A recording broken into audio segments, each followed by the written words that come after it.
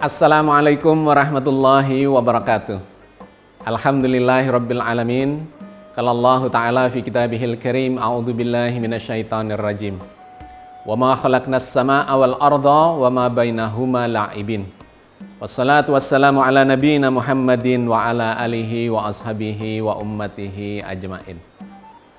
Alhamdulillah sahabat sekalian, kita berjumpa lagi di episode yang ke-20. Kita sudah memasuki hari ke-20 bulan Ramadan 1442 Hijriah ini. Beberapa episode terakhir kita sedang membahas nekropolis, yaitu kota kuburan yang terbesar di dunia. Kita sudah membahas tempat-tempatnya, makamnya, mulai dari bentuk goanya, kemudian mastaba, kemudian yang paling besar adalah bentuk piramid untuk memakamkan atau menguburkan para raja atau para Fir'aun. Hari ini kita akan membahas tentang jenazahnya itu, tentang muminya. Bagaimana proses mumifikasi dari jenazah-jenazah atau orang-orang yang meninggal di zaman itu yang diabadikan dan ternyata bisa bertahan sampai ribuan tahun itu. Sebelum masuk ke situ, saya ingin menjawab satu pertanyaan atau permintaan dari kawan-kawan yang ada di forum kita yang ingin tahu isi dari piramida itu. Karena ketika kita bicara piramida, kita baru berbicara atau lebih banyak bicara tentang bagian luarnya dan bagaimana cara membangunnya. Nah, bagaimana kedalamannya, isinya, sesungguhnya kurang lebih sama dengan yang ada di Lembah Raja. Ujung dari semua ruangan itu, yang paling ujung ya, ruang utamanya adalah tempat atau ruangan jenazah, ruangan mumi sang Fir'aun. Cuman memang berbeda lorong-lorongnya dibandingkan yang ada di Lembah Raja, karena memang kalau di Lembah Raja itu lebih leluasa, dia masuk ke dalam perut gunung. Tapi kalau di piramida ini yang dibangun secara sengaja oleh para arsiteknya, itu jalannya berbelok dan kemudian naik ke atas.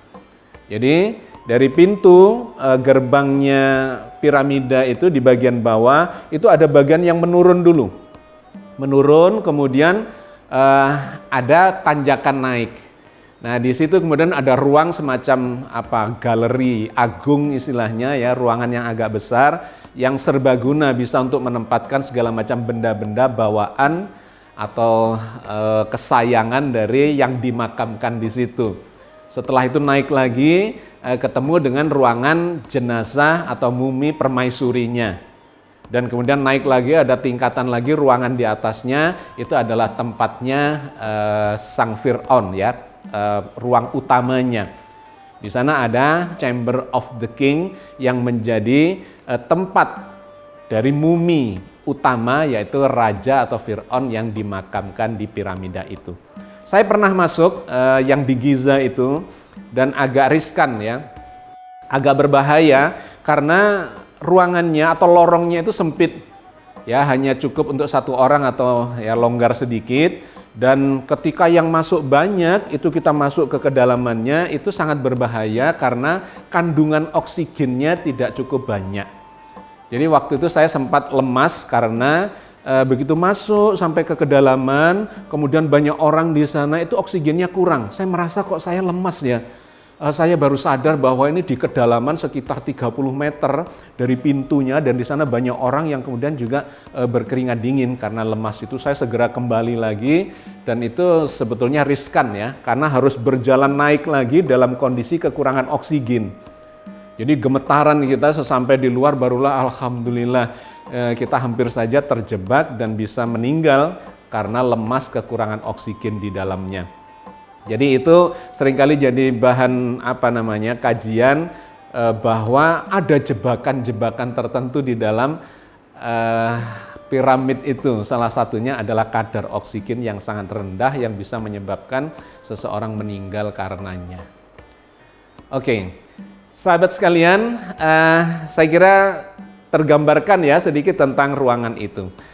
Kita lanjutkan ke kajian kita tentang mumifikasi jenazah para Fir'aun dan para bangsawan atau bahkan para pendeta dan tokoh-tokoh masyarakatnya pada waktu itu. Mumifikasi ini adalah ilmu kedokteran tua yang sangat dikuasai oleh orang-orang Mesir. Mereka lah pelopor di bidang mumifikasi itu. Sesungguhnya proses mumifikasi di Mesir itu sudah ada sekitar 4.000 tahun sebelum Masehi. Tetapi waktu itu lebih bersifat alamiah, memanfaatkan padang pasir yang panas dan kering, ya, kurang kelembabannya atau kelembabannya sangat rendah, sehingga dengan teknik tertentu ditanam di dalam mastaba di dalam perut bumi atau ditanam di dalam bumi pada kedalaman tertentu, mereka sudah bisa mengawetkan, ya, jenazah itu meskipun memiliki tingkat kegagalan yang cukup besar. Tetapi para arkeolog sudah sempat menemukan mumifikasi dengan cara yang alamiah itu. Tidak diberi ramuan-ramuan tertentu, cukup dengan suhu yang panas dan kemudian kondisi yang sangat kering atau kelembaban yang rendah. Tetapi sekali lagi banyak kegagalannya, meskipun ada beberapa mumi yang ditemukan dengan teknik mumifikasi yang alamiah seperti itu. Nah, teknologi kedokteran mereka dalam bidang mumifikasi itu baru berkembang pesat di sekitar tahun 2600 sebelum Masehi, di zamannya para Fir'aun, di zaman Old Kingdom itu. Para dokternya menemukan sejumlah rempah-rempah, ya, ramuan-ramuan tertentu yang mereka sebut sebagai ramuan rahasia, yang ini sampai sekarang masih belum ditemukan itu unsurnya apa saja, ya. The Secret Seven Oil mereka menyebutnya, ada 7 macam minyak yang dicampur di situ menjadi ramuan rahasia mereka yang bisa menjadikan jenazah itu menjadi termumifikasi dan tahan lama selama ribuan tahun. Sedangkan mumi-mumi yang dulu diawetkan secara alamiah itu jejak-jejaknya atau bukti muminya itu bisa ditemukan di beberapa museum, diantaranya ada yang tersimpan di British Museum di London. Ya, jadi itulah perkembangan yang ada di Mesir tentang bagaimana proses mumifikasi itu dengan cara Mesir kuno. Tetapi di era modern ini kita juga menemukan teknik yang berbeda lagi yang disebut sebagai balsem, ya. Jadi jenazah itu bisa dibalsem dan diawetkan pada manusia atau jenazah-jenazah orang-orang modern. Di abad 19, 20 itu terjadi pembalseman pada beberapa tokoh dunia. Di antaranya Anda bisa menyaksikan itu misalnya pada jenazahnya Mao Zedong, ya, tokohnya Tiongkok, atau Ferdinand Marcos, presidennya Filipina, atau misalnya Stalin dan Lenin, ya, presiden dari Uni Soviet, atau beberapa tokoh di Vatikan yang dianggap sebagai orang-orang suci dan beberapa paus di sana itu juga diabadikan dengan cara pembalseman. Ternyata memang bisa dilakukan itu baik pada zaman itu maupun pada zaman sekarang bagi yang menghendakinya untuk dibalsem atau kalau dulu disebut sebagai mumifikasi. Nah, pada zaman Fir'aun, pada zaman Old Kingdom, bagaimana prosesnya yang terjadi pada mereka? Jadi ketika seseorang Fir'aun itu meninggal atau bahkan sebelum meninggal, ya, para Fir'aun itu sudah menyiapkan itu prosesi kematiannya. Misalnya membangun piramida itu bisa 10 tahun, belasan tahun, bahkan digambarkan bisa mencapai 20 tahun membangun itu. Artinya memang setiap Fir'aun yang memulai pemerintahannya itu sudah berpikir, ya, bagaimana nanti makamnya, disediakan tempatnya di mana, bahkan dibangun dibentuk tulisan-tulisan pesannya dia, kitab kematian, reliefnya dan sebagainya yang membutuhkan waktu bertahun-tahun. Sedangkan proses mumifikasi itu kemudian dilakukan setelah si Fir'aun ini meninggal. Lantas bagaimana proses mumifikasi yang terjadi pada Fir'aun atau siapapun jenazah, ya, orang yang meninggal pada waktu itu, jenazahnya akan diproses melalui proses mumifikasi yang memakan waktu cukup panjang, totalnya sekitar 70 hari proses itu berjalan. Dipimpin oleh seorang dokter, ya, seorang ilmuwan medis yang didampingi oleh sejumlah pendeta. Ini menjadi sebuah proses yang sangat bersejarah bagi seorang Fir'aun atau orang yang meninggal ya di zaman itu, terutama kalau dia pada posisi raja, pada posisi Fir'aun. Itu menjadi sebuah ritual yang medis sekaligus mistis. Jadi selama 70 hari itu ada lagu-lagu, ada nyanyian-nyanyian yang mengiringi proses mumifikasi yang dilantunkan oleh para pendeta dan kemudian jamaahnya waktu itu ya untuk mengiringi proses mumifikasi itu. Ketua timnya itu menggunakan topeng ya berbentuk serigala, berwajah serigala yang menggambarkan dewa Anubis. Dewa Anubis itu adalah dewa penjaga nekropolis ya, kota pekuburan itu. Nah, ini sebuah proses untuk mulai menghantarkan si jenazah itu untuk memasuki alam kematian. Nah, dia bersama para pendeta itu melakukan proses ya medis dan mistis itu selama 70 hari. Nah, di 40 hari yang pertama adalah proses pengeringan dari jenazah itu. Sebelum dikeringkan itu dilumuri dulu dengan garam natron namanya, untuk menghilangkan kuman-kumannya yang mempercepat pembusukan. Setelah itu dibawa ke meja operasi. Nah, di meja operasi itu diambil atau dikeluarkan bagian-bagian lunak yang ada di dalam tubuh jenazah, karena bagian-bagian lunak itulah yang paling cepat membusuk, yaitu isi perut dan isi kepala. Isi perut mulai dari paru-parunya, kemudian lambungnya, ususnya, livernya, itu semua dikeluarkan.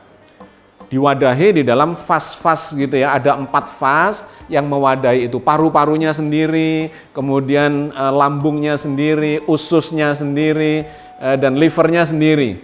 Di dalam sebuah vas yang ada simbol-simbol dari dewa yang menguasai itu. Nah, misalnya paru-paru itu diwadahi di dalam vas Dewa Hapi yang berkepala monyet babon. Kemudian lambungnya diwadahi di tempat yang berbeda lagi, vas Duamutef, yaitu dewa yang berkepala serigala. Kemudian lever ditempatkan di vas Dewa Imheti yang bentuknya seperti kepala manusia. Kemudian ususnya itu ditempatkan di vas Kebeh Sunwef, dewa berkepala elang. Nah, yang tidak dikeluarkan itu adalah jantung dan ginjal. Jantung itu dipercaya sebagai tempatnya jiwa atau tempatnya nyawa atau ruhnya, yang itu dibiarkan tetap di dalamnya karena ketika nanti sudah masuk ke alam kematian, mereka mempercayai jiwa atau nyawa yang sudah lepas itu akan masuk kembali ke dalam jantung itu. Sedangkan ginjal yang 2 dengan jantung itu akan membentuk segitiga keabadian ya dalam kepercayaan mereka, seperti bentuk piramid. Itu akan membawa mereka pada keabadian. Oke, yang dikeluarkan kemudian setelah isi perut adalah isi kepala. Otaknya itu juga dikeluarkan karena otak itu cepat membusuk. Itu dibikinlah lubang di tengkuknya atau diambil lewat hidungnya, pokoknya dikeluarkan supaya otaknya itu tidak berada lagi di dalam tempurung kepala si jenazah itu. Nah, setelah semua bagian yang lunak dan cepat membusuk itu keluar, maka dilumuri lagi dengan garam natron dan dibiarkan mengering selama 40 hari. Nah, selama 40 hari itu dilakukanlah ritual-ritual untuk mengiringi proses itu. Kemudian setelah itu dibungkus, dikafani dengan yang seperti kita lihat pada mumi-mumi itu ya, sambil dilumuri dengan minyak rahasia yang menjadi ramuan inti dari mumifikasi itu yang disebut sebagai the 7 secret oil. Nah, dilumuri kemudian dibalut dengan kain untuk dikafani dengan cara mumi pada zaman itu, dan kemudian terjadilah proses itu selama 70 hari. Nah, setelah itu barulah kemudian mumi itu dikasih topeng. Yang topeng itu adalah wajah asli ya, wajah ketika dia masih hidup dibikinkan persis, kemudian ditutupkan pada wajahnya dengan harapan dalam kepercayaan mereka Nanti ketika jiwanya di alam kematian itu masuk kembali ke badan itu tidak pangling ya. Artinya tahu bahwa oh ini wajahnya atau jenazahnya si Fir'aun yang dulu itu mati karena wajahnya tidak berubah dalam bentuk topeng itu. Setelah itu kemudian tubuhnya dilumuri dengan wewangian, misalnya dari bunga lotus, kemudian ada juga campuran resin ya untuk mengawetkan jenazah itu. Kemudian dimasukkanlah ke dalam peti yang berlapis-lapis, mulai dari peti coffin ya, yang biasanya dibuat dari batu granit supaya aman ya. Kemudian ada lagi yang ditumpuki coffin lagi, dilapisi coffin lagi, bahkan pada Tutankhamun kita melihat itu berlapis-lapis sampai 8 lapis ya. Termasuk coffin yang terbuat dari emas murni 120 kg. Yang sudah kita bahas ya ketika kita membahas tentang lembah raja, makam Fir'aun di zaman New Kingdom. Tetapi yang sekarang kita bahas di kawasan Giza, Necropolis ini adalah raja-raja atau Fir'aun dari zaman Old Kingdom. Dimasukkanlah ke dalam coffin yang berlapis-lapis, dimasukkan lagi dalam peti ya, kotak yang disebut sebagai sarkofagus. Itu pun seringkali juga berlapis-lapis, ada yang berlapis 3, ada yang berlapis 4, biasanya dibuat dari kayu yang kadang dilapisi dengan emas. Dengan harapan itu aman dari gangguan binatang di dalam perut bumi atau di dalam pemakamannya, juga dari gangguan manusia, mempersulit untuk mendapatkan atau mengambil muminya. Jadi begitulah sahabat sekalian, bahwa sejak zaman dahulu manusia ini memiliki insting keabadian. Bahwa kehidupan di dunia ini sesungguhnya bukanlah kehidupan satu-satunya. Ada bisikan nurani di dalam setiap diri manusia bahwa di kehidupan setelah mati atau setelah kematian itu ada kehidupan.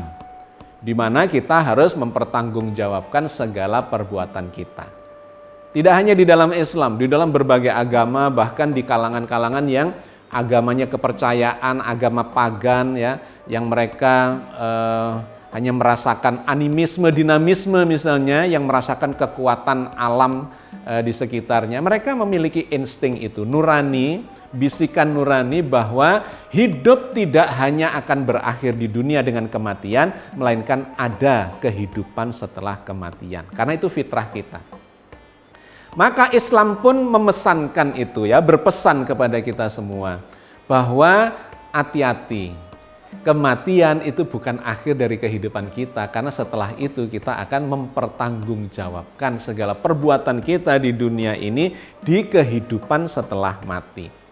Di antaranya Allah mengingatkan di dalam surat Al-Baqarah ayat 28. A'udzubillahi minasyaitonirrajim, bismillahirrahmanirrahim. Kaifa takfuruna billahi wa kuntum amwatan fa ahyakum summa yumitukum summa yuhyikum summa ilaihi turja'un. Bagaimana kalian bisa mengingkari Allah padahal kalian tadinya mati, lalu Allah menghidupkan kalian, kemudian kalian dimatikan dan dihidupkannya lagi, kemudian kepadanya lah kamu sekalian bakal dikembalikan. Ayat ini mempertanyakan kepada kita semua bagaimana seseorang bisa mengingkari tentang itu. Karena sesungguhnya itu adalah sebuah tahapan drama kehidupan yang pasti terjadi dan kita merasakan step-step kehidupan itu. Dulu pernah tidak ada, kemudian tiba-tiba ada hidup di muka bumi ini. Dan kemudian mati. Siapa yang menguasai semua ini? Pasti ada satu kekuatan di luar diri kita. Nah setelah itu dikabarkan oleh Al-Quran bahwa setelah kematian itu nanti akan dihidupkan kembali. Dan ujung-ujungnya memang semuanya bakal kembali kepadanya. Nah karena itu di ayat yang lain lagi Allah mengingatkan tentang orang-orang yang kemudian menyesali ketika dia tidak mempercayai adanya kehidupan sesudah mati. Ya, Allah bercerita tentang itu atau menginformasikan tentang itu di dalam surat As-Sajdah ayat 12. Walau taro idzil mujrimuna nakisu ru'usihim inda rabbihim. Rabbana absorna wassami'na farji'na na'mal solihan inna muqinun. Dan seandainya kamu melihat ketika orang-orang yang berdosa itu menundukkan kepalanya di hadapan Tuhannya. Mereka berkata, ya Tuhan kami, kini kami sudah melihat dan mendengar. Maka kembalikanlah kami ke dunia. Kami akan mengerjakan amal yang saleh, karena sesungguhnya kami sudah meyakininya sekarang. Ayat ini mengabarkan kepada kita ada orang-orang yang menyesali karena dia kemudian menyaksikan sendiri pada saat itu. Dan kemudian minta kepada Tuhan, Tuhan, saya sekarang sudah melihat dan mendengar bahwa setelah kehidupan atau setelah kematian ya, itu ada kehidupan lain di mana saya akan menanggung semua akibat dari perbuatan selama di dunia. Maka kembalikan saya ya Allah ke dunia lagi agar saya bisa melakukan amal kebajikan. Karena sekarang saya sudah meyakini, waduh terlambat. Kenapa? Fase sudah lewat, fase dunia sudah lewat dan kemudian memasuki fase akhirat. Saat itu kita tidak bisa lagi menambahi atau mengulang kembali perbuatan-perbuatan selama di dunia. Tinggal mempertanggungjawabkan segala amal perbuatan yang kita lakukan itu. Karena itu Allah mengingatkan, sering kali di dalam Al-Quran mengingatkan tentang adanya kehidupan sesudah mati itu. Persiapkanlah, banyaklah berbuat amal kebajikan, mumpung kita masih diberi kesempatan hidup di dunia ini untuk melakukan banyak kebajikan itu. Sahabat sekalian, saya kira saya cukupkan sampai di sini ya, cerita tentang kematian, hikmah dari perjalanan kita di nekropolis, kota pekuburan, yang mereka pun ternyata sudah memiliki bisikan nurani, insting bahwa akan ada kehidupan sesudah mati. Semoga ini bisa mengingatkan kita sebagai zikrul maut, ya, ingat kematian, kata Rasulullah, bahwa orang yang pandai, yang cerdas, yang bijak adalah orang yang ingat bahwa dirinya semakin mendekati kematiannya. Mudah-mudahan Allah mematikan kita dalam kualitas terbaik kita dalam keadaan yang husnul khotimah. Amin ya rabbal alamin. Assalamualaikum warahmatullahi wabarakatuh.